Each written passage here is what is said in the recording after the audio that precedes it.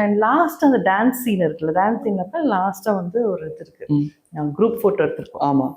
அப்போ வந்து அவர் செல்வராஜ் ப்ரோ வந்து வேற ஒரு லேடி பக்கத்துல நான் தனியாக நின்றுருப்பேன்.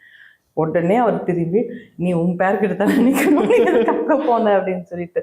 ஸோ அவ்வளோ ஜாலியாக இருக்காரு, அவ்வளோ சிம்பிளான பர்சன். அண்ட் நான் கோயம்புத்தூர்னு நல்லா தெரியும் அவருக்கு, தெரிஞ்சிருச்சு நம்ம பேசும்போது. ஸோ எனக்கு நல்லா நான் ஒரு டைம் வரும்போது நெக்ஸ்ட் எப்பப்பா அப்படின்னு எப்பம்மா அப்படின்னு கேட்டாங்க. இந்த மாதிரி சொல்லியிருக்காங்க, நல்லா விசாரிச்சுட்டு வாங்க, பார்த்து போயிட்டு வாங்க அப்படின்றாரு. ஒரு கேர்ல நெக்ஸ்ட் டே வந்து அவரை பார்த்துட்டு எங்கிட்ட கேட்குறாரு எப்போ வந்தீங்கன்னு கேட்குறாரு, ஞாபகம் வச்சு கேட்குறாரு. இன்ஃபேக்ட் சசு டார்லிங் தான் கூப்பிடுறேன். அப்படியா?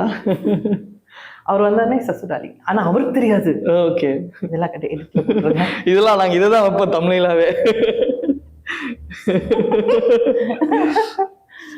இப்ப ரீசெண்டா ஒரு ஷூட்ல போனவங்க கூட ஒரு ஆர்டிஸ்ட் சொன்னாங்க, நான் சசி சாரை பார்த்தேன் அப்படின்னு. சசி டார்லிங் கிட்ட யாரும் நிக்க கூடாது அப்படின்னு. டூரிஸ்ட் ஃபேமிலியில யாராவது சசி சார் கிட்ட போய் பேசினாலே போகும். அவ்வளவு பாசிட்டிவா இருக்கிறீங்க. இது அவருக்கு தெரிஞ்சிருந்தா அவரே சந்தோஷப்பட்டு இருப்பாரு ஓகே அப்படின்ட்டு. அவர் கண்டிப்பே மாட்டாரு. இதே மாதிரி எத்தனையோ பேர் அவர் பார்த்துட்டு இருக்கலாம் அந்த மாதிரி. ஓகே.